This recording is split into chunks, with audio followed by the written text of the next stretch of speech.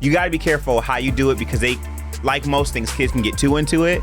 And I got in trouble for kids biting their thumb at each other because I explained to them what it meant back then. And a parent came up to me like, "Excuse me, why is my kid saying she bit her thumb?" And I'm like, where are we at right now that I'm getting in trouble because this kid bit their thumb at this kid? But, I was like, that's better than giving them the finger, I guess. Right. Hello and welcome to Group Chat. I'm your host, Bentley, and today I'm excited to welcome Mychal, a new member of the chat, owner of Alice Ever After Books in Buffalo. Welcoming back Corey McCants, performer and host of Buffalo Toronto Public Media's digital series Compact History and Compact Civics, who is also an educator in the community. Mm-hmm. And Dr. Naila Ansari-Katillo, laundry list of things here. She's with us always for a variety of reasons because she does so many things well. She's a professor at Buff State, a choreographer and performing artist, and also co-founder of Ansari Saxon Productions. So welcome back. So today on Group Chat, we're basically hosting the world's largest book club. We're starting young with how kids are falling back in love with books and how pop culture is making reading cool again. And later, I'll chat with Mychal Threets, the librarian and now host of Reading Rainbow, about how to keep that spark alive beyond the screen. I am like, you don't even know the level of excitement I have. Yes, Reading Rainbow coming back. I know. Mm-hmm. Then we're diving straight into book talk, book clubs, and the return of the hot reader era, plus how today's favorite novels are turning into tomorrow's streaming hits. So, you are new to the chat, Meg. Yeah. So we like to get to know people. Cool. I won't make you go first. Okay. But what's everybody talking about in their group chats? Nyla, you want to go? Literally everything and nothing at the same time because everyone's trying to get away from reality in life. Yeah. So it's a family chat of make sure you go vote from mom and mother-in-law in the chat. And do all of those things while also being like, are you guys having fun? Love you. Great day today. And just like sending random pictures. So it's been a balance and funny memes. That's always happening. Always, yeah. You got to bring that joy in somehow, Meg, how about you? I mean, I'm in carpool land, so my group chats are like, on the way, okay, I'm here. Okay, now we're dropping off. Okay, I got the kids. They just came in the door. Did you see them? Followed by memes of like why we're late. So it's just a long thread of carpool updates from everybody. I'm feeling validated right now. It's not the cool mom group chat that I thought I might have, but here we are. It's the reality. It's the reality, yes. Well, because you see all of these moms on Instagram that are like doing everything perfectly and you're just like, I can't even make it on time. Yeah. I'm probably embarrassing because I don't have my makeup done and whatever. Yes. Corey, how about you? My group chats are always very different, but I think my role is consistent in it. I think right now I have like me and my boys, we have like a filmmakers group chat where we are talking about films and stuff, and I'm constantly like, yo, we got to do this. Look at this thing, and that like helps motivate me. So I'm doing that.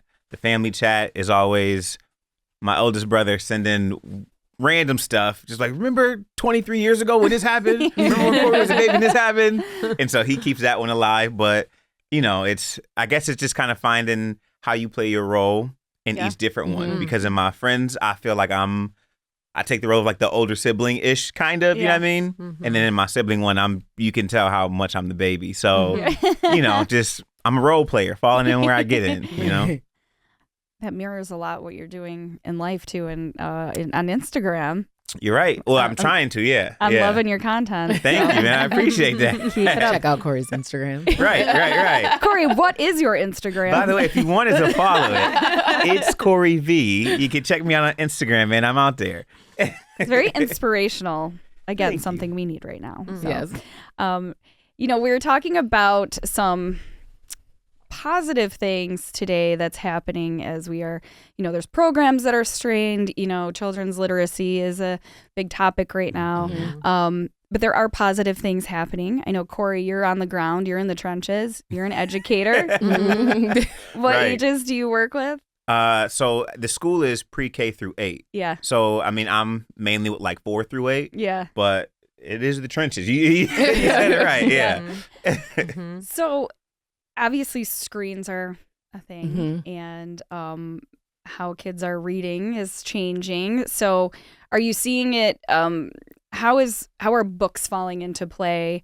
Are they reading differently? Are they reading, or is it more of a struggle to get kids to read? Yeah. I mean, I think that's a great question. In my view of it all, I think there was definitely a dip where it seemed like no kids were reading or, knew how to at strong levels. It was like rare to find someone reading above grade level, and you'd be lucky if you had most kids at grade level.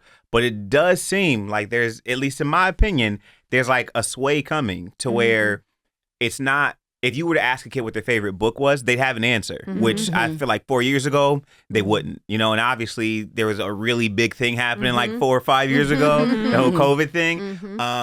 And I think it caused for screens to be way more needed. And for those, like for kids that were in the, second grade, like that was all they knew. But maybe the pendulum is swinging back and kids are getting into it. Like at my school right now, we have a book vending machine.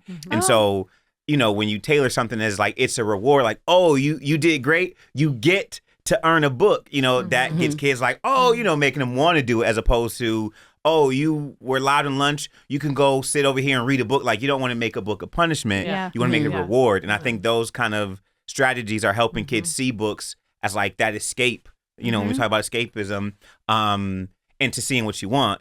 And so it does seem like it's picking back up. So I'm always optimistic. Yes, but I'm optimistic about it. That, maybe we're turning a corner here and it's getting better. Yeah. Meg, now your store, Alice Ever After Books, I love. And it's focused on children's books. But you also do a lot of interactive events there. You're very, you curate your book selection. We do. What are you seeing? Are you seeing... And where does your store fall into this? So what was the mission of your store? Yeah. And what are you seeing? Before we opened, I was an educator for 15 years. And I was kindergarten through 5th grade. I did special education for a few years. So I saw a lot of the stuff. I made my quiet exit just after COVID. So I saw more from my kiddo, like screens becoming more of a part, but I didn't experience that as much. But my role as a teacher was always like helping kids find books where they could see themselves. There's this great literature about books as windows and mirrors and sliding glass doors that you can see yourself. You can see somebody else's world. You can step into somebody else's world. That was my mission as a teacher. And it is exactly the same as a bookstore. We want to make sure that any kiddo or grown-up who comes in can find themselves in a book in our store. Oftentimes we have high school groups that come in and do field trips, and I tell them that's our mission. And then I say, now you need to test me. Like, go see if I did what my job is, and see if you can find yourself in a book. And it's so fascinating to see how kids pick something that maybe it's not just the way a person looks in the book, but they see the life that character is leading, or an interest that character has. And what you see from a person isn't necessarily what they're connecting to in a book. And so we are really focused on not just our community, like it's so big, our community, but we're working a lot with schools right now. And actually this school started this great program where instead of just buying books from us for their library, they bought sets of books so that kids could do book clubs. And so you can check out from the library a bag of books, and then you and your friends can, like, on the weekend meet and read a book and talk about it. And they were like, can you help curate like 6 or 7 bags of books with different experiences that kids could all see themselves? And that was so fun. Yeah. So, yeah. So it seems like, by what you're both saying, it's important to engage kids in a different way to promote reading and make it fun, so they'll do it on their own. Yes. Which is, we're going to be talking about Reading Rainbow, and that was always, historically, that was always engaging. And now there's another level in the show where there's activities and it's very interactive. So, and I do see that in your the events that you have at your bookstore of, bringing in special readers or just engaging activities. Now, Naila, I know you have younger children, but you also teach at a college level.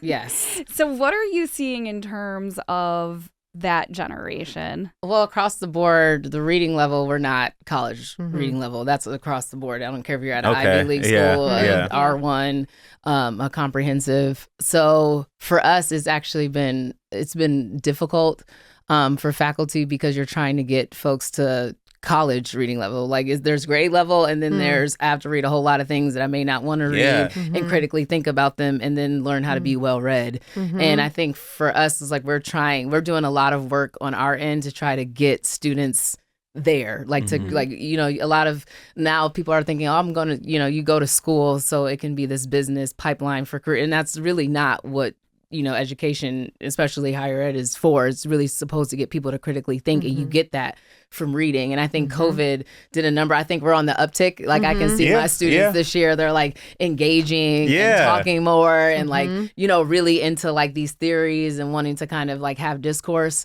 So I do think there is a shift, but it's been rough. I will say that. And it's like, sometimes it's just like K through 12. It's like, I don't know how you deal with it because you have like these behavioral issues. There's so many other facets that go into like why kids aren't reading. And I don't think it's because kids don't enjoy reading. There's just, our lives are just drastically different than they used to be. And so when you add that on top of like, oh, and by the way, you need to go to all your classes and you have to do all these electives you may not like, but you need them. And you have to go into all these courses, but you have to read. Like fundamentally, all of them, you have to read and write. And that's one thing that we, you know, we're trying to figure out on our end in higher ed. And I know K through 12 is equally trying to figure that out as well.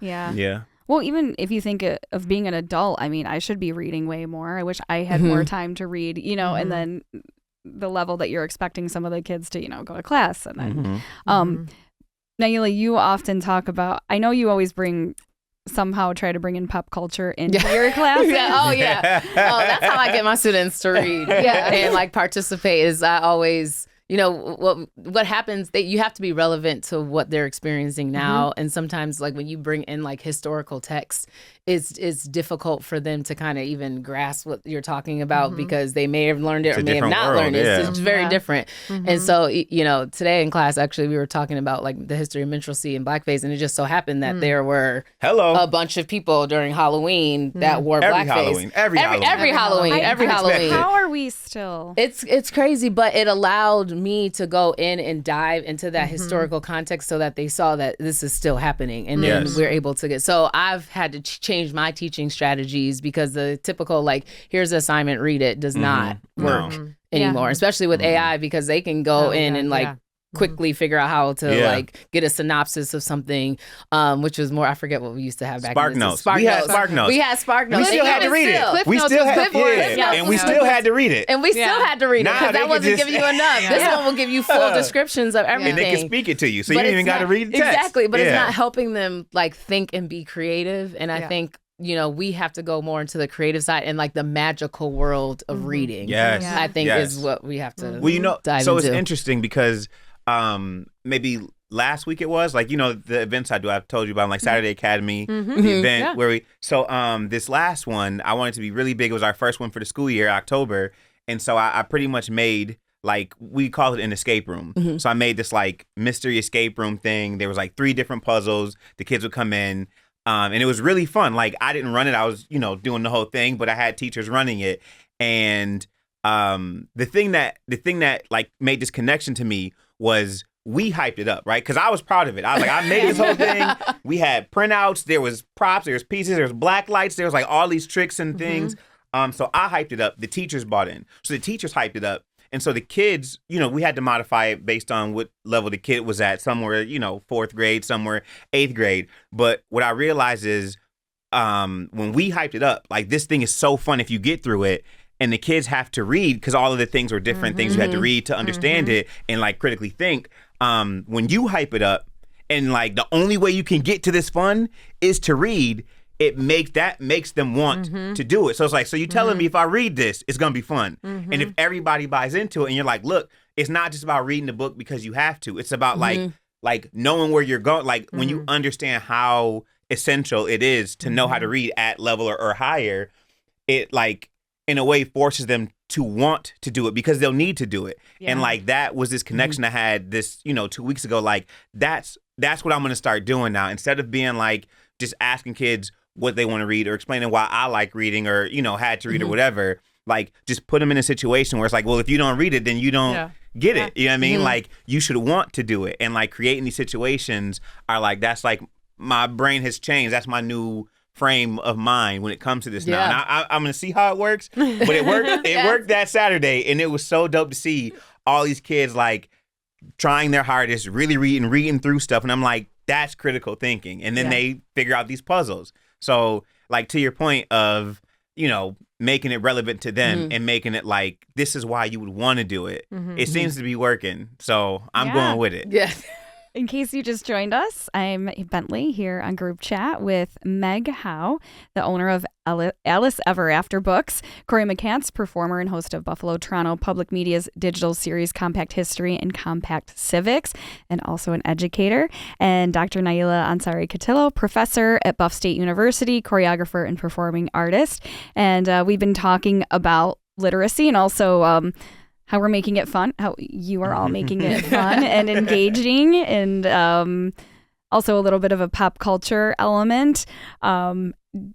Meg, do you find that engaging the students or engaging the people that come in to buy books, is there ever like certain authors that they're drawn to, or does a celebrity author draw, people in? That's so interesting because when we first opened, I was sort of like Channing Tatum wrote a book that was like Tutu Princess or whatever. And I was like, oh, I guess people will buy it. And nobody bought it. And I think that there are obviously that it made the list, but there are people buying it. But I feel like the people who are coming into our shop are looking for more of that interactive experience and community. And so they're looking for books that they can't just get, on the top 10 list on Amazon. They're looking for that curation and like a book that they can't find anywhere else. We have a big event next week with Dogman. Oh, yes. And huge. I know some people don't like the idea of graphic novels because it's not real reading. But as a former like special education teacher and reading specialist, I could I do give Dave Pilkey all my money because these kids are buying all these books, but like my own kiddo struggled with reading and he was so motivated to read Dogman that he would sit with it and try. And then there's this like flip-a-rama page where there are no words and you just like flip the page to make the characters move and then it encourages you to make sounds. And it was like fun for him. And then as an educator bookseller, I was like, oh, that's a cognitive break for him. And he's getting some movement in there too. Like this is so developmentally appropriate, Dave Pilkey, way to go.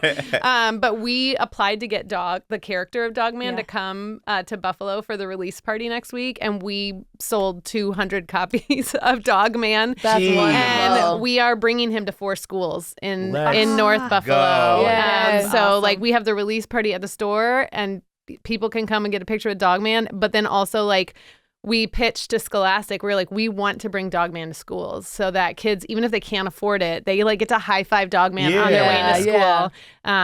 And there's so much enthusiasm around. I mean, that's such a huge one. Yeah. But then the like celebrities who write books, it's more the parents who are into that kind of thing. Like the kids don't really care. It's the Dave Pilkey, it's the Diary of a Wimpy Kid is still selling, books with. We just had a whole display. We had a Taylor Swift Life of a Showgirl display with Taylor Swift, but also like Eloise, old throwback books. Fancy Nancy was and then we had do you like K-pop Demon Hunters? You might love these books, so that like connection to pop culture. Kids want to know that you're interested in what they're interested in. Well, is there a social, it seems like there's a social aspect of this too with these books is like, it's like if your friend's reading it, then you want to read it. Yes. I know if you go all the way back, if you go back to like Harry Potter, there were studies that Harry Potter increased literacy rates and just kids reading for fun. Yes. So is there a social aspect to this for kids, you think too? 100%. Yeah. And especially like I sold this kiddo a copy of this book called The First Cat in Space Ate Pizza, which is a graphic novel. And I'm always like, if you like Dogman, you like this one. The humor's a little different. And there's a soundtrack that goes along with it that you can listen to. And then I was at school drop off the next day with the kiddos. And I saw the kid who I sold it to ran up to his friend. And he was like, look at this book I I got? And I was just like Oh, sort of that's standing awesome. back watching it. Yeah. And the kid was like, oh, I want that book too. So Oh, man. yeah, it is. I mean, it's the same with grown-ups, you know? Yeah. Yeah. Well, I know, Naila, when you're, as a professor, you're making sure you're telling the stories and you're telling the stories that you need to tell and you're giving the real story behind what kids are learning. And, you know, Corey, when you're educating, how do you make sure that the kids are seeing and what they're doing and reading? Because, you know, I know, Meg, you can choose the books that you sell in your store. How do you, as an educator for the young kids? Well, I mean, if I'm not doing it on compact history or compact civics where I have a green screen and can like really make stuff come to life, it's actually not that different.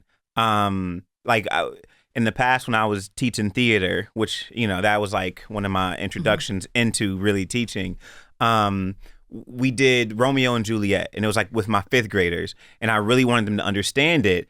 And I know for me, when I saw the Leo DiCaprio version, it was just different. Like watching it now, I'm like, what is this? but when I was in the 5th grade watching it, I was like, man, like, did you see Benvolio and like all this? Yeah, you understood it. Exactly. Yeah. And so we were reading it, and I like gave the character synopsis. And what I did was I went in. It was a lot of work, but I went in and I made a PowerPoint slideshow of each character, but it was like relevant to who they knew.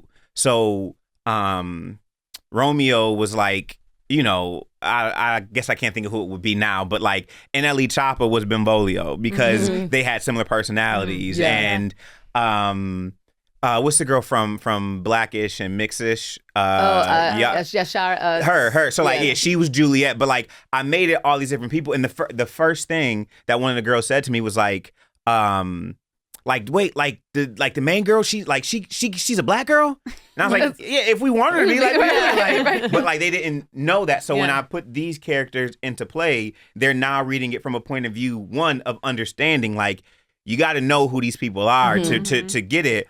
And when you put these characters that they know there, they read it from that point of view, but now they feel like they really understand it. You know what I mean? Which is so great. I will say, you got to be careful you got to be careful how you do it, because they, like most things, kids can get too into it. And I got in trouble for kids biting their thumb at each other because I explained to them what it meant back then. And a parent came up to me like, excuse me, why is my kid saying she bit her thumb? And I'm like, where are we at right now that I'm getting in trouble because this kid bit their thumb at this kid? But, you know, I was like, that's better than giving them the finger, I guess. Right. But that also showed like they were into it. They were understanding it. That's cool. And so, you know, it was a win. The bite, the thumb, all of it. It was a win.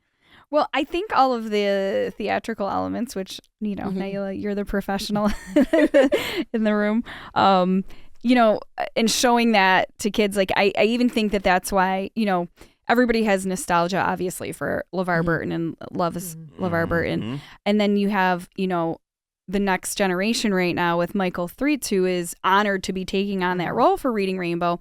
And he does bring a different element. And, you know, I think it is about meeting kids where they are now. Yes. And, Yes. you know, and engaging them and, you know, being in their neighborhoods. And, you know, I mean, that's why Sesame Street was so important. It was the first show that showed kids in their neighborhoods, you know? And I think that experiential learning is important because now that we understand neurodivergence a little bit more, you have a lot of students that are dyslexic. And so reading is not something that actually comes natural to them. You know, I know that as experience, you know, being a parent.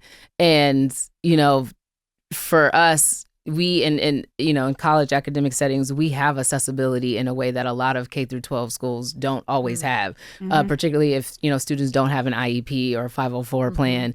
And so, you know, I think it's more important than ever to have the Reading Rainbows and have those experiential, like the bookstore, so that you can get students to understand that even if reading it may be difficult for them, it's something that they will want to learn and figure out how to learn it because the experience helps them so much. And I've signed that, and, you know, with students that I have that are dyslexic, with, you know, my own children, and just working with them, you know, trying to, it's like, okay, we're going to sound this out, and what does it mean, and then what does it look like now? Like Diary of a Wimpy Kid, there's you know, a movie, we watch it all the time. being able to read the book and then translate it means a lot because because the reading takes so long for a dyslexic. For them to like kind of figure it out. By the time they figured out the sentence, how to read it, the whole what it meant went away. But they're like brilliant at like memorizing, which is why theater is so important, and like having that kinesthetic, connection is important. And I think that we can't lose that. I think at some point we got into the like, this whole kind of like Ivy League thing where everyone's just going to sit home and be a bookworm. And that's not how everyone functions or comprehends reading. Yeah. Well, I mean, even Corey with Compact Civics and Compact History, you present stories that I know, things I know in history, and I'm like, I gotta go back and read that again. Yes, my kids and my nieces love Compact History. But you make people excited about it. And I think we need to always be refreshed. I mean, and there's things like, oh, did you read? Yes, I read all the things I had to read in college, but I don't necessarily remember. Most people, most people don't outside of the assignment. At the time. So. But I do think people understand it when there's something that is attached to it, or there's a meaning to it, or there's something that creates change. Like they're not. Like when you just read to read, that's totally different. Like even if you're someone who loves to read, you're reading because it's taking you into this other place, And I think that so much of what's happening now with a lot of our kiddos is that they're not allowed to be taken to this other place because there's so many other things. We have like a bajillion AAU sports and like 50 million activities that we're supposed to, like there is no time for them to enjoy anything because their schedules are outrageous. Yep. Speaking of Mychal Threets and Reading Rainbow, coming up, I'll talk to him about Reading Rainbow and his new role. Up next on Group Chat on BTPM NPR. So, Mychal, we are honored to be talking with you today. And, as I get to talk to a lot of great people, people have been really starstruck over the fact that I get to talk to you. So, this fame and everything that's been happening with going viral and all the attention around Reading Rainbow, what has that been like for you and how are you doing? I appreciate that. No, it's so nice to be talking with you. I will never believe or understand why people are struck by me. To me, I'm a librarian like all the other librarians in the world. We're all just pushing literacy, pushing joy. I have felt a lot of overwhelm with this project lately. I think a lot of people say pressure, but for me, it's more so just overwhelm, good overwhelm, bad overwhelm. It all depends on the day. But I'm just embracing everything and having as much fun as possible with this incredible project. Well, and it's interesting that you said that because I wondered, I feel like the generation of parents that watched Reading Rainbow now have kids that are watching, but they may not know anything about the original Reading Rainbow. And that's why I appreciate your energy with this show and how you really meet the kids where they are now, because obviously everything's changing and it's a critical time right now. So how do you personally, when you're thinking about hosting this show, I know you said you're a LeVar fan and you were a fan of the show. So how do you keep that, but also make it your own? Because you add such a special element to this and there's so many interactive elements. What's important to you for the show going forward? I think that's why it's so important that Reading Rainbow is not just me. I think so many people think like I'm the sole person who's brought Reading Rainbow back, and I am not at all. I happily joined the project along with every other person, and I think that's what's most important is that it is a team of producers, of writers, of all these wonderful people, saying like Reading Rainbow was way back when, saying like Mr. Rogers, saying like Big Comfy Couch, Out of the Box, Bill Nye, all these things had more than one person, one person dedicated to empathy, kindness, literacy, and so much more. I think that's just all I'm trying to do is I'm not. I think some people get confused and think that I'm trying to be the next LeVar Burton, trying to be Mr. Rogers. They're like, oh, you're a bit more high pitched.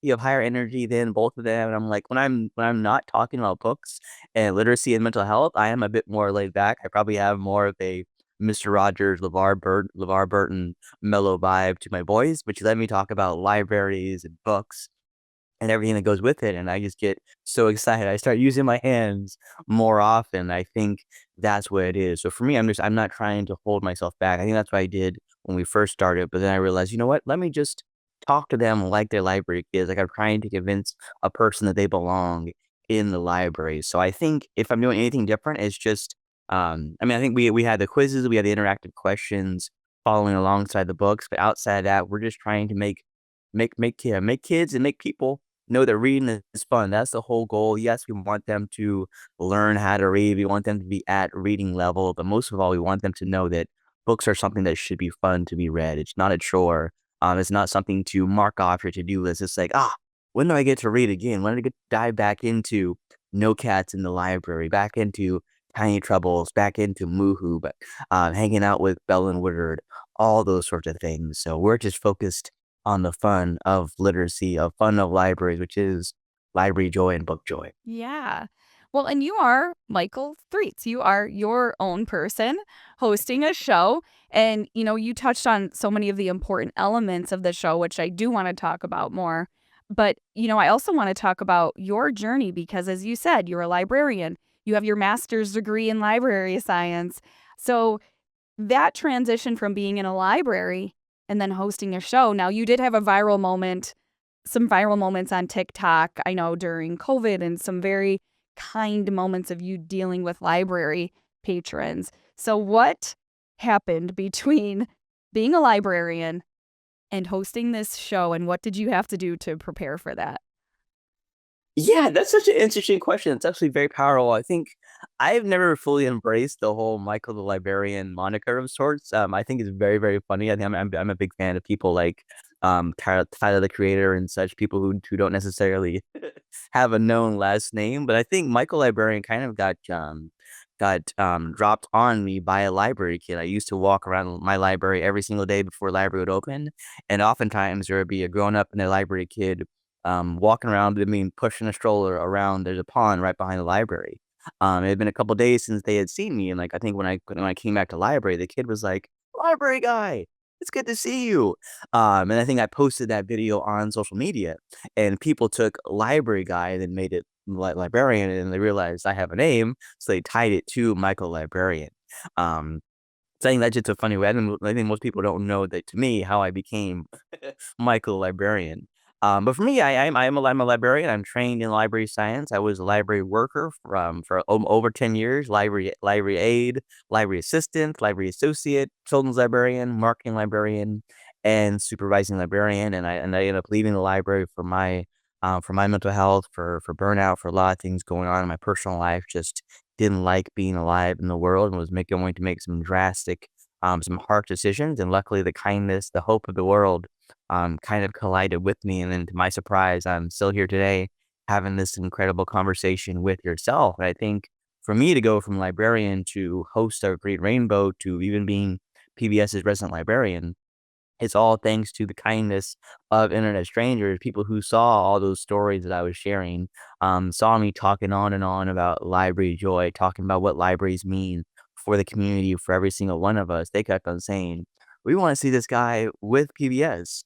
Maybe this guy can help out with Reading Rainbow." And I think all those various teams and myself saw those incredibly kind comments. And to all of our surprise, we were able to come together and now have me work on social media things with PBS and just promoting public media, but also I'll never get used to it is being the host of Read and Rainbow. Every time I wake up in the morning, I'm just like, oh, maybe that was a fun dream.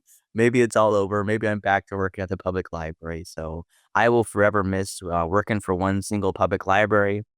I'm actually considering trying to get my credential to be a school librarian. But it's so very cool to be a part of this and just see what it means for libraries across the nation to know that classrooms, daycare centers, families, loved ones are all watching Read and Rainbow together and uh, just reaching twice as high, being butterflies in the sky. Yeah. Oh, I don't know. I can't help but get choked up hearing you talk. And, I think it's funny that you said try to get your credentials to be a school librarian. I think if there's anybody in the universe that's more qualified for you to be a school librarian, it's you. Why? has it been important for you to talk about mental health and also incorporate that into discussions with children and into what you're doing now? It's so important for me to talk about mental health just because I've struggled with mental health for so much of my life. I'm diagnosed with anxiety, depression, panic disorder, PTSD, and nightmare disorder, amongst some other things. So it just has been a very I'm 35 years old. I know I'm far older than people often think. I'm not old at all, but I'm much older than people think I am. And most of those 35 years have been struggling with various aspects of mental health, even as a kid, not realizing what was going on in my life, not realizing what those struggles were. I think having depression as a child, having panic attacks and anxiety attacks and not knowing what they were, just thinking that, oh, I was having trouble breathing. That was like I was getting dizzy. But it was most likely a panic attack. So for me, it's something that I didn't get to address most of my life, and it's no fault at all of my grown-ups. They did all that they could. They helped me. They've gotten me this far. They're the reason that I'm alive, in addition to all those wonderful library people. But for me, working in the library, especially public library, I saw people who were on their worst, who came into library on their worst days so often. These would be regular people. They're house people, unhoused people, people who were just suffering, and I was their first contact, me and my staff. We would just have conversations with them. We would say, "You're not invisible. I see you. You're here. I'm glad you're here. We're gonna do all we can. If you just want me to mind my own business and stop talking to you, it's gonna be really hard, but I'll go bother somebody else." But I think just hearing people's story, just listening, giving them a chance to tell their own story has always meant so much to me, and I think that's what talking about mental health does. Me and my friend Blair Monty have a podcast called Thoughts About Feelings, and we ask people all the time, "How are you really?" Because so often you ask someone, "How are you?" and it's, "Oh, I'm good. I'm fine," or no response. But we want people to say, I am unhinged. I'm riddled by anxiety. I am feeling all the chaos today."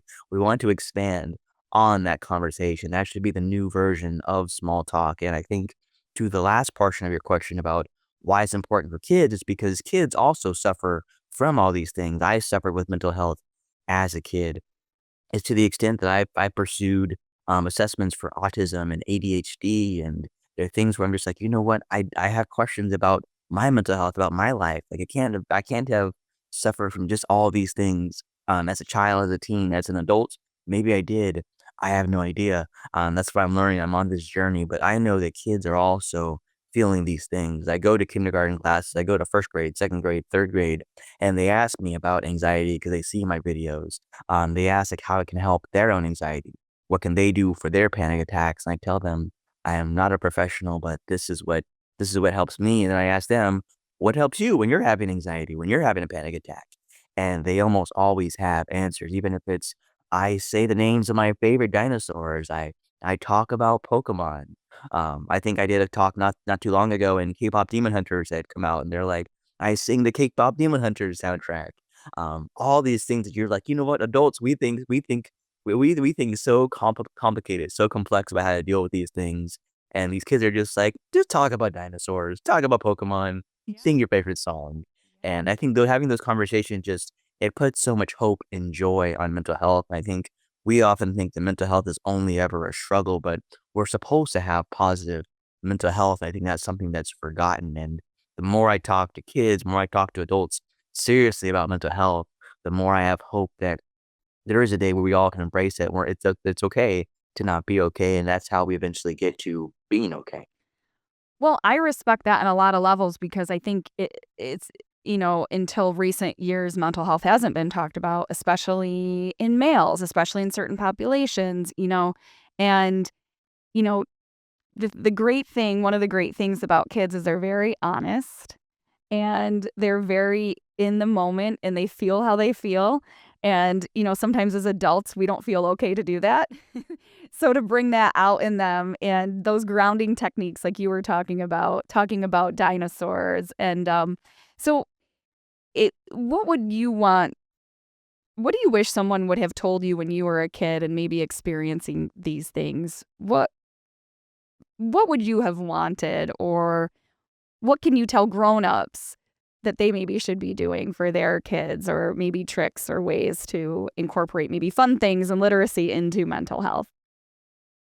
I wish I haven't really thought about it too much, but I think just off the top of my head, I wish that more conversations would have been had with me when I was a kid, just about mental health in general, about just feeling a certain way about the majority of people experiencing anxiety and nervousness at some point in their life. I think when I was a kid, mental health was essentially either you were fine, you were supposedly fine, or it was schizophrenia. That was it. Those were the two realms that people who didn't necessarily suffer directly thought about mental health. And I wish that just it would have been more known that you can just talk about mental health in general, to say your mental health is as important as your physical health, that your brain is going to hear some things, that some people have an internal voice, they have an inner monologue, some people don't. So almost like an FAQs as a kid of mental health, just those common questions, those just making it normal is what I would have wished that would have happened. And again, no blame to the adults, the grown-ups in my life. It just wasn't something that happened because of the stigma that you were referring to. I think for today, I don't have any direct advice, but I always just encourage people just to listen as much as possible. I think our fear, our worry gets ahead of us so often that as grown-ups, as adults, we're supposed to be the ones that have the answers, that have this insight, that have this advice. And we forget how honest kids are, that if we give them a chance to say what's going on in their life, they will happily deliver a TED talk on mental health to us with just one question. I think we need to give them the opportunity to deliver their Yeah. TED talk, to say what's going on in your life. How are you really? To ask more people, how's your mental health? I've asked adults that question in podcast interviews. How's your mental health? And you can just see them kind of be very taken aback because no one's ever asked that question before. I think if you start it when people are a kid, they start to develop an answer and they start to develop an understanding, and they know where their base level of mental health is at, and then you can expand from there. So I don't think it's a cop out, but it feels like to me the best thing to do is just to have a conversation with your kids, with the people in your life, not to assume that they're suffering, but to give them a chance to know that it's okay if they are suffering, if they are struggling. And then maybe they'll be like, I'm fine. I'm Yeah. watching my show. I'm reading my book. Can you stop talking to me for a second? I was actually having a good internal monologue already, but just to go from there. I think there's so many. I think we make things so complicated because of what's going on in the world, but some things are much easier to our surprise. And I think the topic of mental health is one of those things that's always been, it should be far easier just to say, I'm okay or I'm not okay. It's every day is different. I think that's part of it is too, is so often, especially with kids, we see that they're okay, they're having a good day, and we're like, oh, good. We feel such relief that we don't want to get back into that mud, back into the bog of mental health struggle, that we're almost afraid to approach it again. But it's just like, no, sometimes you're okay one day, you're not okay the next, and back and forth, and you just have to adjust each and every day. And I know I always talk about Mr. Rogers, looking to the helpers, and just be a helper, be a Mr. Rogers helper for them every single day, and just adjust and approach them as need be. Well, and I think that for as much as we have a responsibility to teach kids, we can also learn a lot from them, including a lot of the things you were just saying. And there is an idea of libraries and reading being a mirror to children. So they need to see themselves in the stories, or they need to go into a library or a bookstore and find stories that are about them. So how do you bring this into the show, and including book selections and activity selections? I love the activities you do and the interactive things.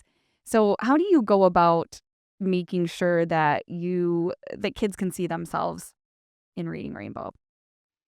Yeah, you know what? I think that's something that I think we're intentionally focused on it, in bringing Reading Rainbow back to the world, but it's also something that we didn't try to focus on right away directly as much as possible. We more so wanted to just introduce as many books as possible. I think, for me to be the host, I think it's, if people know who I am, they know, how much I care about representation and diversity and belonging in books and libraries. I think me being a triracial person, being Black, Mexican, and white, we don't talk about it directly in the show, but it's something that I've talked about publicly, online and in library talk, just because I'm so proud of all my grandparents. I'm so lucky to have grown up with multiple grandparents that I never stopped talking about them. I think it just shines through on Reading Rainbow just in the various guests that we have narrating the stories, that we have doing the activities with the library kids, with me and the library kids, all of us looking different but being similar and just having joyful conversations together. And then in the books, just having just trying to create different books. Just say, hey, these different people wrote the story, they illustrated stories. These are them. These are the books. These books are at the library. They're at bookstores. And I think that's the ultimate way that we can kind of start to show people that they belong in books. Every single person viewing the show through those books is by getting them to go to the library. Mhm. I think that's my favorite. Those are my favorite comments, messages I've gotten since people have seen the episodes. Is oh, I took my kids to the library. They want to know if Michael Librarian is at this library. They want to ask the librarians what books they would read after reading Moo-Hoo, after reading Tiny Troubles, after reading More Than Peach, after reading No Cats in the library. And I think that's where you start to get them to see that they belong in books. That every single that the fact that it's on YouTube is all the access in the world for all sorts of kids. I'm a librarian, I'm a former public librarian, and seeing them all on the computers, they're always either playing Roblox or they're on YouTube. Sometimes they're supposed to be doing their homework and they're on Roblox or they're on YouTube, so they know how to do it. And say, here are these books. Now you can go to the library. You can get your own library card. You can become a library card holder, and then they see all these other books that are available to them. They find the Dog Man, they find the Diary of a Wimpy Kid, and they find Jason Reynolds, they find Nick Stone, Jerry Craft, Kelly Yang, Raina Telgemeier, Clarabelle Ortega, Joanna Ho, all these different books that are written for them from different people talking about their experiences, their zest for life, their adventures, and not knowing who eventually is going to read this story. But then all these kids, all these people, they read all these stories that they may have first heard about on Reading Rainbow, and they're thrust into these other worlds, and they're readers for life, and they realize hopefully they can start to tell their own story. Because I meet so many reluctant readers who are just like, oh, that book's not for me, I don't know about this one. It's like, well, maybe you should write your own story. Maybe Yeah. that's what's missing. And then they say, like, I didn't know I could do that. And they start to write. I think the beautiful thing about writing is once a person starts to write, once they start to delve into their own story, they realize that they need other stories to find the words, to find a connection for their own stories. And they're almost forced into reading to tell their story, and they fall in love with it that way. So, is it true that you are working on a book or you may have a book coming out of your own? I do. I actually have. I am very lucky to have several books coming out in the next couple of years. I have my first one that I've been waiting years for from Random House Children's Book. It's called "I Am So Happy You're Here: A Celebration of Library Joy." That should be here in February 2026. I got to see the very first copy with the illustrator Lorraine Nam the other day. It's our book, and I was so very excited. It's the only thing I've been waiting for literal years, and for it to be possibly in libraries and bookstores in the near future. I'm just so excited. It's all about library kids coming to the library and just discovering the library with me as a character of a librarian or a character loosely based on me. And just saying, here's what's at the library. I'm so happy you're here at the library. Here's all the things you can get with your library card as a library kid, as a library person, and just the whole book is just to convince them that they belong in the library. And I'm just so excited for them to read it and for me to get more copies to give to my grandparents, to my mom and dad, my siblings, to anyone who will receive the book. Hey, so many things to be proud of. We are so just grateful to have you on this earth. Yeah. Um, so, you know, Reading Rainbow has become this pop culture icon in its own way. And then you are now, in that pop culture realm. So how do you feel that pop culture influences reading, especially in kids? Like you mentioned K-pop Demon Hunter and, some of the other things. Do you see it as a good influence? Because there's also the side of like screen time and some of the things that you were talking about. So how can we use pop culture to influence young readers? No, it's such a controversial question, but I don't think. I mean, I feel like I'm biased as now, like you said, I'm now part of a pop culture thing. But I've never felt anything was wrong with it. Again, I've encountered so many people who are reluctant readers, either just because they honestly haven't found the right book, or it's because they could have just found out they're autistic, they have ADHD, dyslexia, or they may not know these things, and that's what's going on in their life. I have no idea what the particular reason is, but I know there are people who often struggle trying to find that book to get them hooked on the joy of reading. And I think that's honestly where pop culture comes in. I mean, I've met so many people who are now readers, because there are books about Steph Curry, books about Carmelo Anthony, books about Kevin Durant. They're like, "What? No way! Why didn't anyone tell me there were books about these people?" And their teachers and their school librarians are like, "We told you that. Don't lie to this librarian. We told you multiple times. He's just a new person talking to you." But even again, talking about Pokemon, same thing. They're just when they find out there's Pokemon books, you can't see all my tattoos, but I'm covered in tattoos. And some of them are Studio Ghibli. So you introduce a Totoro book to kids, and they're like, my mom and dad love Totoro. They talk about it all the time. Now I love Totoro, and now there are books about Totoro. That's so cool. Yeah. And then same thing from Marvel and DC. You introduce Batman and Spider-Man, and there's kids who love Chadwick Boseman and the Black Panther, and they're like, yes, I need to read all these books. There's these adaptations as Miles Morales in these graphic novels, in these chapter books, and they're like, okay, now I'm interested. Now I'll get this book. And being at the library, you get to tell them, and I think this is something that so many grown-ups forget to do when they visit the library, is they forget that you can borrow more than one book from the library. So their kids want these graphic novels. They want to read Dogman for the 11th time, and their grown-ups are like, "You gotta pick a new one." And they're like, "But I want to read this one." And I try to come in very respectfully and be like, "You know what? They can get the Dogman book, the Magic Treehouse book, and this 4.2 grade level book you want them to get. They can get and I don't tell them that they need to get up to 50. I'm just like, they can get 2 or 3 and they'll get wild. there. And it is, it's just because they're just like, don't tell them that, because they're gonna get 50 every time, and then you're gonna grow up like I did with a mom who ended up taking 100 books out of the library every single time, just taking away all the resources. But I think I just so many people are. I mean, screen time is a valid concern, but I think I've learned, and I don't have any kids, but I learned talking with friends who do, talking to people at the library, talking to homeschool families, they're going to find ways to have screen time. Most often, it's going to happen. So why not encourage them to look to things like Reading Rainbow, to look at things like Miss Rachel, to say Sesame Street has been everyone's favorite street all this time, to watch Mr. Rogers' Joy and Wisdom and Hope all over again, but to bring it back to books and say, yes, this is where it's at. This is where you get to dive into Charlotte's Web. You get to read The Bridge to Terabithia, Beverly Cleary, Lewis Sacker's Holes, and the sequel, Small Steps. Even if you, I mean, so many people are still reading Holes by Lewis Sacker. I love Holes so much. One of my cats that you may have been hearing, her name is Kissing Cat Barlow, named after Kissing Kate Barlow. And even now, I think they're considering creating a new TV show based on Holes, and that's something where you can tell these kids like, "Hey, look, this show's coming out soon, but it's also based on this book. Let's read this book before you start to watch these episodes."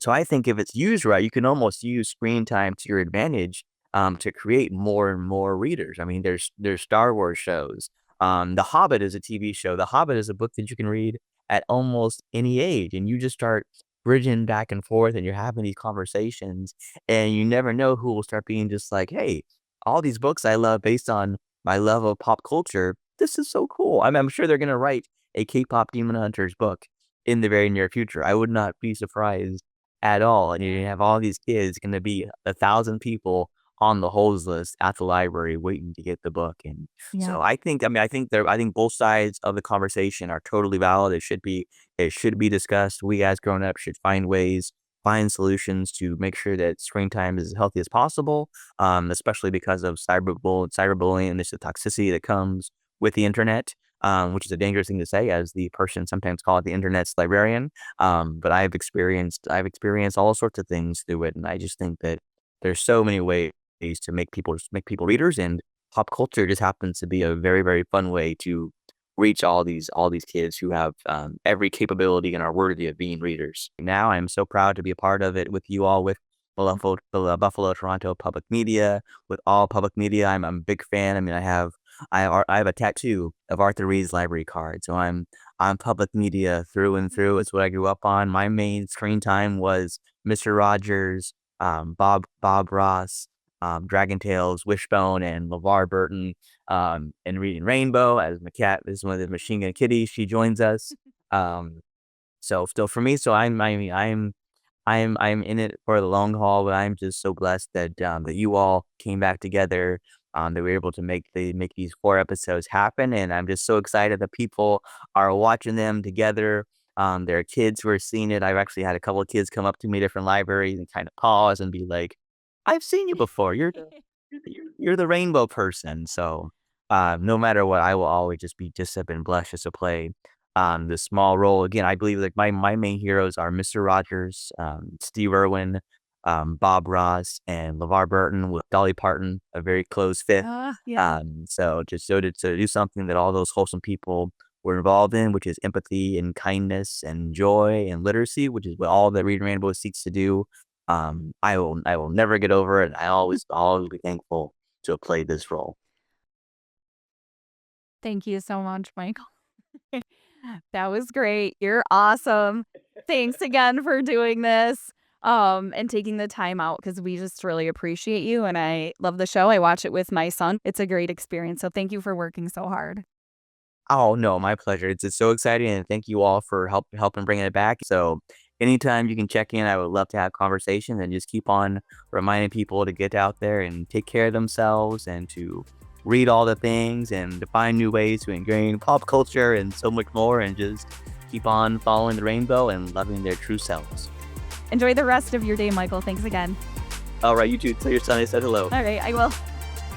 Take care. Take care. Thanks for joining us again on Group Chat. I'm your host, Bentley, and I'm joined by Mychal, the owner of Alice Ever After Books in Buffalo, Corey McCants, performer and host of Buffalo Toronto Public Media's digital series Compact History and Compact Civics, and Dr. Naila Ansari Katillo, professor at Buff State, also a choreographer and performing artist, and lots of things. So I am really happy to have this group here, because our main topic today, since we talked to Mychal Threets of Reading Rainbow, the new host, is literacy. We talked a lot about it in children and where that goes from there. But what that means today, and also in pop culture. I know we talked a little bit about famous authors, and I think, like what you were saying, it's more sometimes the parents that come in. I've also picked up books where I didn't know Jimmy Fallon wrote a Halloween book. I just picked it up. I picked it up at the library, and I'm reading it to my kid, and I'm like, wait, Jimmy Fallon wrote this? And then I did have to go see Christian Benford from the Bills did a book, and it's so cute, and it's got such a great message, and it was from him having a son, and his son always wanting to wear like stylish safari, yes. But it was such a great message, because he was funny. I got to see him read it at the library, at the Crane Library, I think it was. We did that event with him. Yes. Okay. Which was wild, because I got there kind of early, and you've got a 3-year-old with you, and we sat down, and then everybody was good, but then you had some of the parents that were just there to meet a Bills player, and and I get like the mama bird in me, and I'm like, settle down, let the kids go up there, right. It's not for your date night, right? But the story was so cute, but it's basically about how he's trying to put all these like cool clothes on his son, and putting like Jordans on him, and he's like, no, Dad, I want to wear these light up Skechers, and he had to and he had to be like, yeah, you have to be who you want to be, and he like taught that whole lesson around fashion. That's so cool. I love that. That's and that's another way of, as you guys were talking before, just engaging kids to want to be interested in something. So that's right. You guys did. And then you were selling the book at your store, right? Yeah, we still have some signed copies. He signed some extra ones for us. Oh, good. Because I wasn't waiting. That line was crazy. And I had a 3-year-old with me who was like, why can't I stay and play at the library? What are all these people? But books have also, are they making a resurgence now for adults, or in young adults? I mean, book talk is a thing. Makes a lot of Book money Talk for the is- book yeah, I was gonna industry. say It does. Talk Okay, is I huge. wondered that because so basically, if you don't know what Book Talk is, it's basically like a sub community on TikTok, right? And it's all around books and reading spaces. And so you said, Meg, that it is helping. It is, yeah. Basically, every bookseller conference meeting, there's always a session that's like, are you on Book Talk? If you're not, you're losing money. You're leaving it on the table. I mean, for us, like our average demographic is like 3 to 10 years old. Yeah. So Yeah. we sort of miss out on that. Yeah. But I know lots of bookstores are making a lot of money on books that are popular on Book Talk, and then they need a place to buy them. So it is definitely, I think it's like one of the top drivers of book sales right now. Really? Okay. Yeah. So again, meeting people where they are, making Yeah. reading. Is it still about making reading cool? I don't. Yeah. Or just I showing think people so. in a different way what books are out there. So yeah, Book Talk can quadruple sales of a title overnight. Wow. Jeez. That's like the Oprah effect back in the day. It is. Oh, Yeah. yeah. That is Yeah. it. Yes. Yeah. Yeah. It's like that. Man, she's yeah. been dethroned. Yeah. But Jeez. even like there's so many celebrities that have book clubs now, Yeah. you know, and then as soon as they pick a book for their book club, I mean, it's not as big as Book Talk, I don't think, but it can have a huge impact, just like the Oprah effect. Yeah. Well, then it goes over to Book Talk probably Yeah. too. Yeah. Right. So Reese Witherspoon has a Oh, book yes, I club. did hear about Reese. Oprah, obviously. Dua Lipa, Florence Welch from Florence and the Machine. So yeah, this is like pop culture Leve doing a has a good book thing. club. Yes.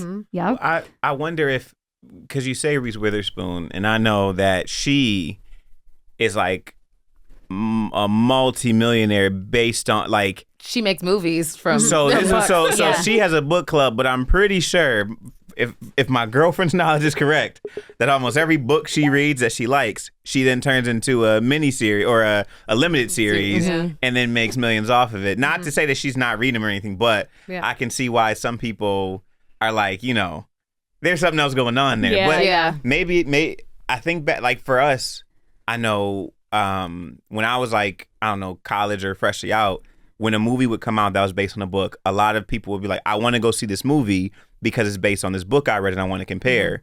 And so I wonder now if it's the flip of that, where it's like, oh, this really cool movie came out about this book. Let me go now read the book. You know what I mean? Yeah. So it's like this, I don't do know, feel partnering. it's like that Yeah. a little bit, because I think now some of it is just like trendy. Mhm. Yeah. So, you know, there's that. And Yeah. there's also some, like, someone has to lift the movie industry up some kind of way with, Yeah. you know, creative writing. Yeah. And it's like, oh, why hire writers? Let me just take this This book. is And book then, art, yeah. You know, the author is like, all right, I'll sell my rights to do Yeah. it. Because Yeah. usually they don't want them too involved, Yeah. because, Yeah. Yeah. you know, that can be another headache for a producer. It'll be Different based way. on the book. but Based, it'll be- loosely yeah, based off yeah. the book. And then Yeah. some authors are like, whatever, pay me my money. Yeah. Well, So they it's don't. like- You don't make money as an author. Yeah. Like, Right, unless yeah. you're right. big, like you're not Yeah. making Yeah. any money. Right. So to have your book turned that's into your a thing. movie, You're it's like, sure, oh, now I can be a writer only. Right. Like, look at Alice Instead of- Walker. Like, we Yeah. done had 50 iterations of Yeah. Color Purple at Yeah. this point, right? Yeah. Like, Yeah. Well, and I do feel like now there are people writing books in hopes, Yeah. writing Which the book I don't know tailored that- to be a Yeah. movie. Yeah. Aw, man. And Yeah. that's kind of cheating. well, just write a script. Like, just Yeah. write, you know Right, what I mean? if Like, that's if you're the gonna, case. if that's what you're gonna Yeah. do, then Right. go do it that way. But don't waste everybody's time. And it's like not a good book. You know, Right. like it's Yeah. Right. Yeah. There- like yeah. authors are very specific for Right. that reason. Right. They write Yeah. for that. Yeah. yeah. You know. Yeah. And I do feel like the Reese Witherspoon book club does conveniently review the books, but then all of a sudden they're a movie. No, you already Mhm. had that. Yeah. I think Picked there's out, something or- in the contract, like when she picks it out, she gets the option Yeah. to make it. When she like says, "Hey, I want this book in my book club," and if you sign and you sign like a thing like, and then you get the right, like she has first dibs to make it into something. Yeah, it's very Wow. messy. I'm not a fan Yeah. of it at all. wow. But what I do like about hers is I actually did the Reese Witherspoon book club for 2 years. I mean, there's not an official meeting, but, right, You but live at her she house. picks all women authors, and it was like a New Year's resolution I had. I was like, I'm going to read more women authors, and I was searching on my own. And I was like, oh wait, Reese Witherspoon has already picked them out for me, and I feel like she does a really great job of getting lots of diverse representation. Like when I was reading books, so many of them I was like, I never would have picked this up. I never would have Wow. thought to read it. So, yeah.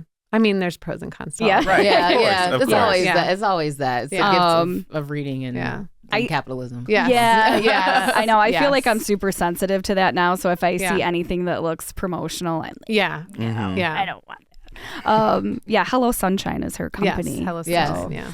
Yeah. Well, I mean, you even look at Oprah's book club and where that started, and then there was some controversy along the way, Yeah. but that's still. I mean, I feel like that always spikes too around like the holidays and people Yeah. looking for recommendations. And I do think hers is a little different because she was always known as an avid reader. Yes. So I think for Yeah. I think she genuinely loves Yeah. to read Yeah. and reads often. Yeah. And, so. I think now everybody saw how popular that Yeah. got, Yeah, and it yeah. was like, Yes. the Oprah effect. Now let me just do Yes. this and see if I can do it. But yeah, and I mean, and also I think that caters to a certain demographic Yes. Yeah. of 100%. that's that like kind of middle aged Yep. older woman that is trying to get their life back after divorce. All that, all that. Yeah. Yeah, but you did always. You always got the impression that she read these books and recommended it after. Yeah. Yeah, it was always for me. Now it could have been somebody else reading it. I don't know, but for me, it was always the sticky. She always had sticky bookmarks Yes. hanging out of her books. Yeah. and she always, to me, when she interviewed, she always seemed that she actually read it and was like, okay, on page da da da da. Yeah. It didn't seem like it was like a skim. Someone told her Yeah. to read, and also I don't think she likes to put her name on stuff that she doesn't. Yeah. Right. And Yeah. back then, it wasn't a thing. Right. So Right. Yeah, I don't know that she made money off of it necessarily. Right. It wasn't an industry to be like, we got to get in on it. It's like she made that industry what it was. Right, she right. made the book club thing. Yeah.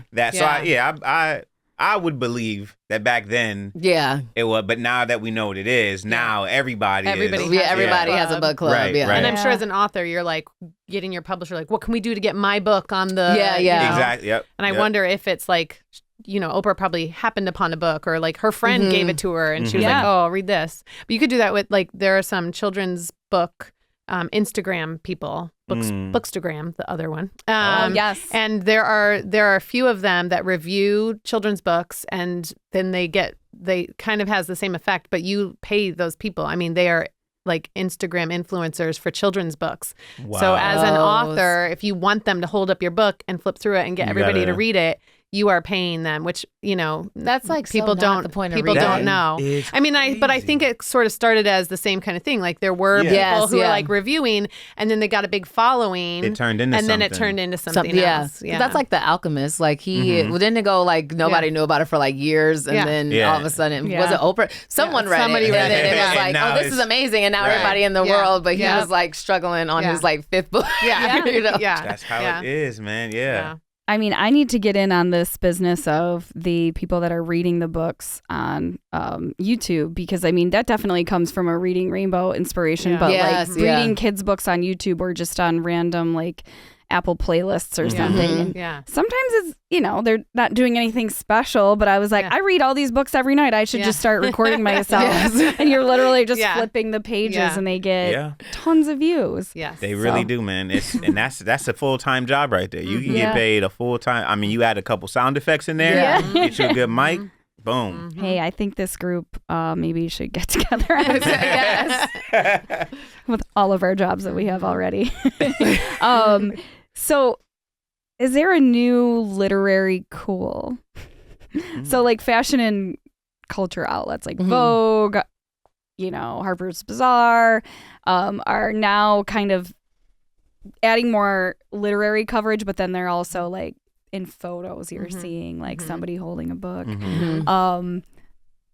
Which, side note, when I see people posting on Instagram like, oh, I'm having my coffee and they're not reading that book. Right. Oh yeah, always. Always. First of all, to take it out and then like to go like, what page are you reading? It's wild.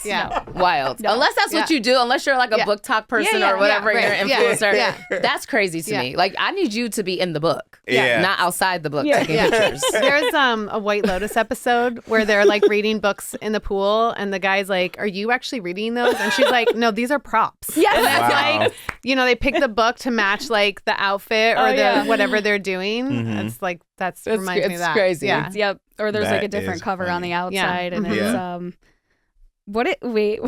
I'm smart. I What read. is the? I know.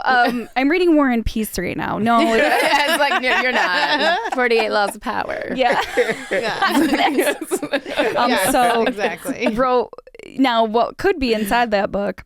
Romantasy. Mm-hmm. I feel like I've heard this topic come up a lot Yeah. over the last couple months. So it's romance And fantasy. and fantasy. Yeah. So like It's dragon romance. One of the biggest growing genres. We actually have a romantasy bookstore here in Buffalo, Afterglow Books, and that is really? all of their books are romantasy. Yeah, she's on Allen Street in Allentown. Maybe that will get me back into. Yeah, yeah. Is this different than like the old 90s Fabio? Like, is this different than that? It's like Game of Thrones, right? Yeah, Oh, yeah. like- Fourth Wing is the big, like one of the big ones. Okay. It's dragons and It's romance. specifically like that. Romance and fantasy. fantasy. I thought. And do you think okay. that's going to be like the new movie genre that Oh, then maybe, comes from yeah. that? Since I mean, I'm they had like sure. the teen romance Romance, thing yeah. with all of that. Yeah. Twilight. Twilight, yeah, that's Yeah. And all Twilight. of those. Yeah. Well, you got to think about who were the people who were reading those. Oh, and that's how old true. are they Now now? they're yes. Oh, They were snap. they're the Now Harry older. Potter readers, right? Like the Harry Yo. Potter readers grew up They the and were parents like, now. yeah. I We're need the parents now. Harry Potter for grown-ups, and there is fan fiction. There's like Harry Potter fan fiction Oh, yeah. that's like skyrocketing too. It's like Yeah. yeah.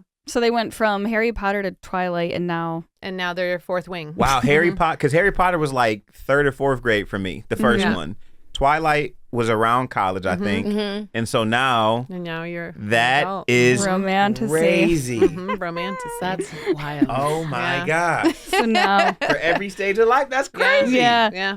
I did not know there was a specific bookstore for that. Mm. Sometimes you need a little escape from life, especially now. Mhm. Yes. So, and now I'm just wondering, are people posting? I know there's a lot of like online around this, but would that be one that somebody would post in like Vogue or something? You know, on an Instagram post, being like, I'm really smart, so I'm reading. I'm reading Fourth Wing. philosophy, Yeah. but Oh. can I? The but Stoics. it's Daily Stoic. really Fourth Wing. Yeah. So is that going to be the new 50 Shades of Grey? I'm probably getting Probably. Oh, off Yeah. my here. goodness. Oh yeah, all that. And then until Yeah. the movie messes it up. And Yeah. then stop There's- reading. yeah. It is inevitable. In case you're just joining us, you're listening to Group Chat. I'm your host, Bentley, and I'm here with Meg Howe, owner of Alice Ever After Books in Buffalo, Corey McCants, performer and host of Buffalo Toronto Public Media's digital series, Compact History and Compact Civics. He's also an educator. And Dr. Naila Ansari Katillo, professor at Buff State University, choreographer and performing artist. And we are talking all things books today and kind of getting into what's out and about and cool and what people are actually reading right now, not what they're posing with, right? Now, genre bending. So is that like nonfiction versus fiction versus creativity and I've heard the term. I do have to say I'm not, because my specialty is children's books. Yeah. So like I know a little bit about some of the things. My assumption is it's like sort of like romantasy, like it's genres that are kind of breaking the old rules of what that genre is supposed to be. So or like historical fiction, would that be in yeah. I think it really is just like there are rules for romance novels. You know, like when you read a romance novel, there's always a third act breakup, and you know, there's like tropes. And so I think it's sort of breaking down and inserting something different. Is that similar to theater? Is this just like theater in a book or yeah, not? it kind of sounds like it's kind of like a play made into a novel. Yeah. You know, it's like how when they do Shakespeare and like you go see Shakespeare in the park. I think it was the Romeo and Juliet last year where it was all surfing and Hawaiian. Yes, yeah, you know, yeah, like yeah, they yeah. kind of Yes, take oh, it. so and they're like they're they putting put their their own own- twist yeah, to it. Yeah. Gotcha. Yeah. Okay, so we're getting interested because of that. And then a lot of the book clubs, it's not romantasy, but it's like the thriller romance genre is Yeah. big right now. Yeah. I don't really I haven't gotten into that, but I know there's a lot of book clubs around it. Yeah. And I'm like, is that going to be another gateway situation? And, you know, are book clubs actually book clubs when they're not online, because I feel like a lot of people that I know are in book clubs are just like meeting up, and I don't know if they actually read the books. We have a bunch of book clubs at the store. Yeah. And they're great. And they all read the book. Mm. So I would say like 90% of them read the book. We'll get a couple every time who are like, I didn't have time this time. And we have amazing, amazing discussions. And like Afterglow Books has book clubs, Talking Leaves. Almost every, I'm trying to think of a bookstore in Buffalo that doesn't have active book clubs. The libraries here have book clubs and they meet up all the time. Yeah. That's really great. Yeah. So you're a children's bookstore, but you also have an adult book club, right? Yeah. Grown-up book club. Grown-up book club. Yes. I love that title. Yeah, we do. Grown up sounds better because adult sounds. Yeah. We had to Different adult start books. from the very beginning with just grown-up books. There you go. Okay. Yeah, we do. We have an all ages book club. We have a grown-up book club.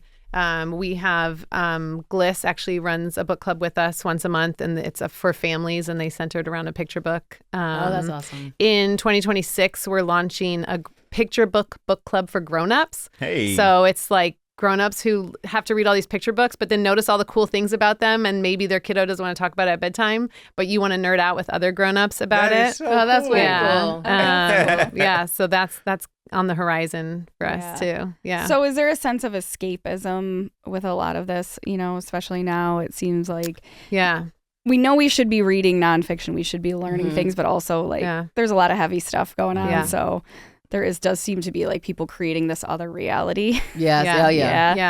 Yeah. There's a part of my life as a writer. I'm working on my own books, and I was in a workshop with an agent, and they were talking about trends in children's literature, and because of what's going on, okay, so probably in the next few years, agents and editors are going to be looking for funny books, and books that there's a little bit more escape, but that's always been true, that our books, like if you look back at history, the books that have come out reflect what was happening. Yeah.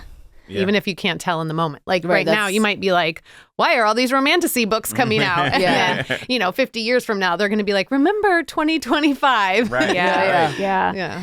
Well, Nayela, you're dealing with the generation now going into adulthood who just experienced a lot of things in high school and are experiencing a lot of things going into adulthood.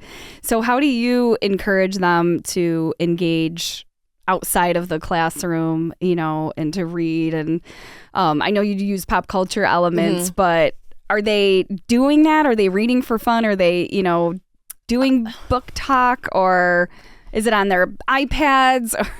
I'm gonna be honest. I think a lot of students are really overwhelmed with the amount of reading that they have to do. Yeah. I think on breaks they read what they're interested in reading. Just because it's like overload for them during the semester, because it's just so much that they're trying to get done that it's a luxury to be able to read something that you want to read. Yeah. I will say I think a lot of them are into fantasy. I have a lot of students that are actually really into biographies. Yeah. Because I think because a lot of times they're really learning history, for the first time, the way maybe it should have been taught in certain ways. And so they tend to get excited about, kind of fan boy or girl out on, a certain figure in history, and they'll start to read, kind of wanting to dig a little bit more into some of those folks. So I've seen that kind of just if I'm walking around. Yeah. But typically it's mostly the stuff that they have to read for school when I see them articles or, that kind of a thing. Yeah, I mean, I can remember when I was on college show, I wasn't really reading for fun. Yeah, no, it was like, please let this, when is the semester over? Kind of, Yeah. Are movies that are coming out, I know we talked a little bit about this earlier, but so we're thinking that movies coming out is encouraging maybe going backwards and reading. What are some of the movies that you have all seen or that have come up that maybe you didn't know was a book first, or was there a movie that made you go and want to read the book? I mean, so Daisy Jones and the Six, that was one, that was a show that was based on a Reese Witherspoon book, right? That got a lot of attention, which I did not realize was a book. It Ends With Us was a book. Colleen. That was Drama. Yeah, that was not good. It was not good and also not worth the courtroom drama. Yeah. Kindred by Octavia Butler, they made it into a limited series, and I had never, I knew it was a book, but when I saw like the trailer for it, I was like, oh, that's what that book is about? And I actually, Octavia Butler's then I went back and read, I never saw the show, but it was the trailer of the show that I was like, I didn't know that's what that book was about. Okay, I'm going to go read it. And now I haven't seen the show, so now I got to go and read to go see the show. I heard it wasn't that good. Okay, see, that's why. So you read the book. Yeah, I love Octavia Butler. Yeah. So now, okay, maybe I won't watch it. Oh, that's interesting. Maybe books should have trailers They do. to them. Well, do they? children's books, the children's book world does book trailers. Yeah. Really? Yeah.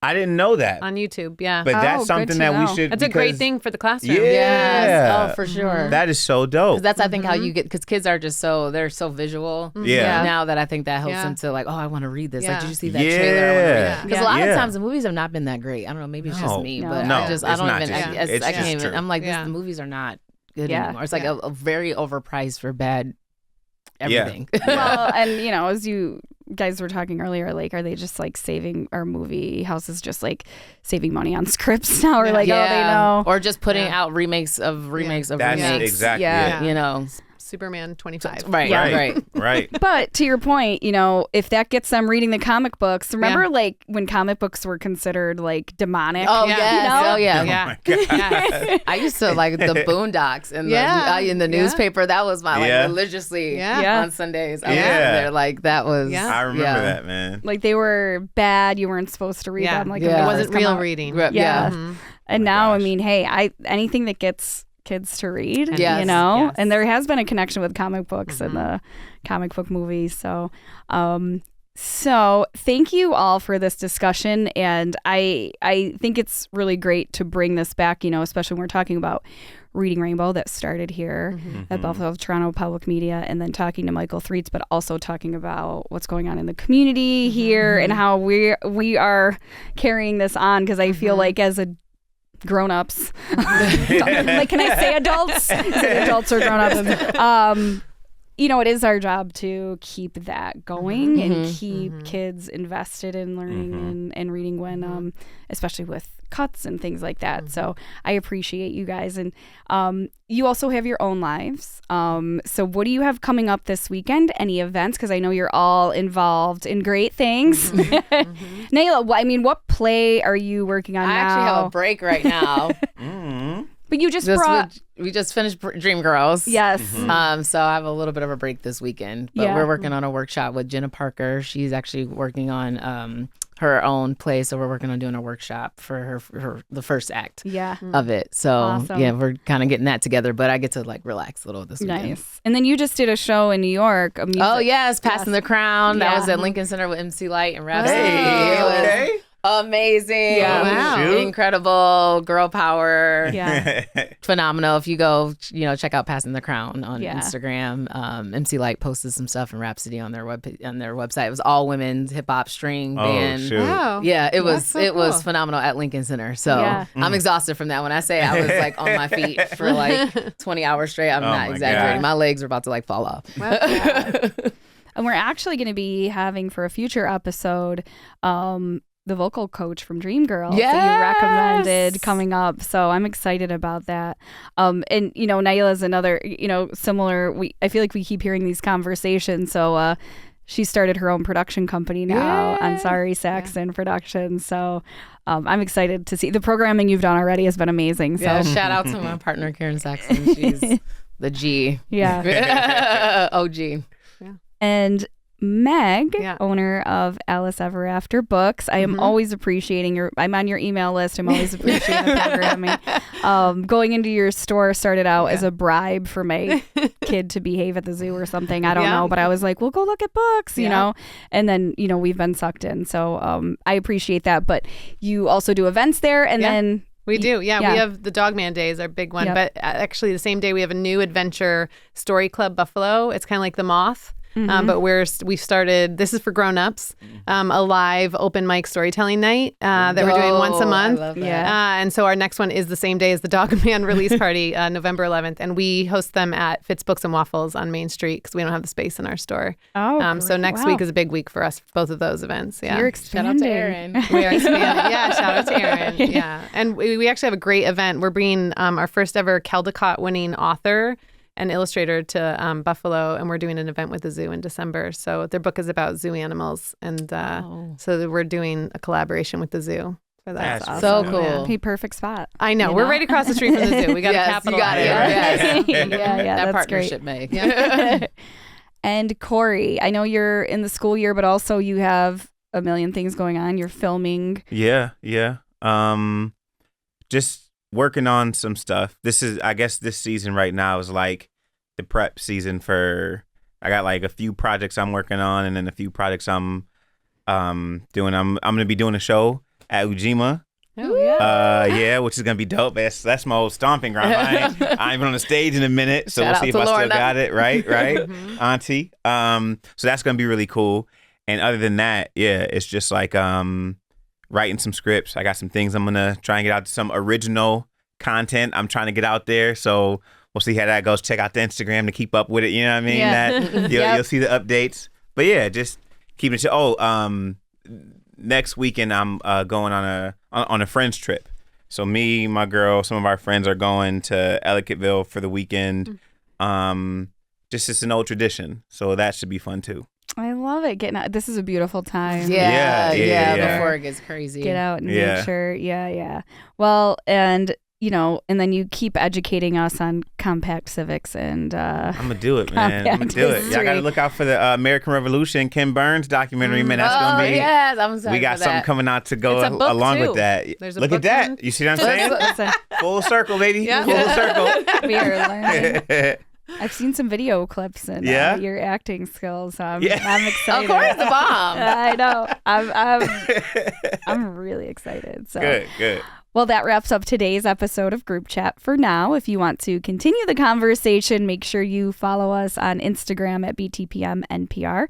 Also, check us out on the video podcast on Buffalo Toronto Public Media's YouTube channel. I'd like to thank my guests, Meg Howe, Corey McCants, Naila Ansari Katillo, and Mychal Threets. And the Group Chat team, producer Haley Hellenbrook, audio engineer and editor Rich Ells, technical director Bailey Kreitoff, social media associate Katie Dougherty, and production intern Samantha Heppel and Justin Schweitzberg, director of audio strategy S.J. Velasquez, director of content Pat Kelly. I'm your host, Bentley. Have a great weekend, and thanks for listening.